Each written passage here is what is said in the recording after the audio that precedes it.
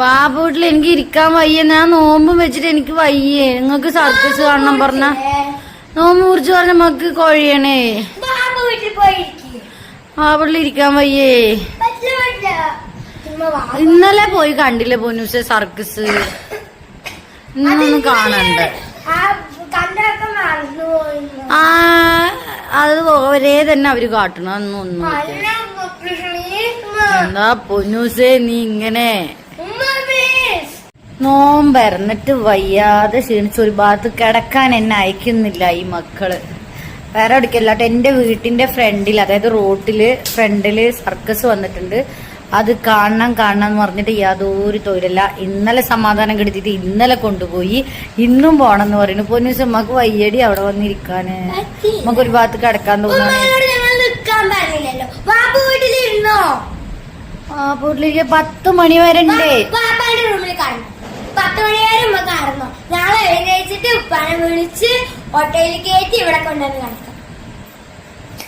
രക്ഷയില്ല, ഇവരിനെയും കൊണ്ട് ഒരു രക്ഷയില്ല. പോയേ പറ്റുള്ളൂ. നടക്കേ. അവസാനം ഞാൻ സമ്മതിച്ചതിന്റെ സന്തോഷമാണ് ഈ ചാടി മറിഞ്ഞു പോകുന്നത് കേട്ടാ. ഇക്കാൻ ഇതുപോലെ ഓട്ടം കഴിഞ്ഞ് വന്ന് ഒരേ പഴിയെടുക്കലായിരുന്നു. ഇക്ക അവസാനം കൊണ്ടുപോകാന്ന് പറഞ്ഞ വണ്ടി സ്റ്റാർട്ടാക്കിയിട്ട് ഇനി ഞാനൊന്ന് വരണം എന്ന് പറഞ്ഞിട്ട് അവൾ ഇരിക്കുക കേട്ടോ. അങ്ങനെ ഇതാ വീടൊക്കെ പൂട്ടി ഇറങ്ങുന്ന ഫൈക്കുട്ടനൊക്കെ ഫസ്റ്റേ പോയി ഓട്ടോയിൽ കയറി ഭയങ്കര സന്തോഷത്തിലാണ്. തലേ ദിവസം കൊണ്ടുപോയിട്ടുണ്ടായിരുന്നു. പക്ഷെ കുറച്ച് നേരം നിന്നുള്ളൂ. എനിക്ക് വയ്യെന്ന് പറഞ്ഞ് വേഗം വന്നിട്ടോ. അപ്പോൾ ഇന്ന് കുറച്ച് നേരം കൂടെ നിൽക്കണം, കഴിയുന്നത് വരെ നിൽക്കണം എന്നൊക്കെ പറഞ്ഞിട്ടാ കുഞ്ഞു നിൽക്കണം. പക്ഷെ ഞാൻ പറഞ്ഞു എനിക്ക് വയ്യാതായ വേഗം വന്ന് കിടന്നുറങ്ങണം പറഞ്ഞിട്ടോ. പിറ്റേ ദിവസം സ്കൂളുള്ളതാണ്. അത് കാരണം നമുക്ക് വീട്ടിൽ നിൽക്കാൻ പറ്റില്ല. എൻ്റെ വീട്ടിൻ്റെ നേരെ ഫ്രണ്ടിലാണ് കേട്ടോ.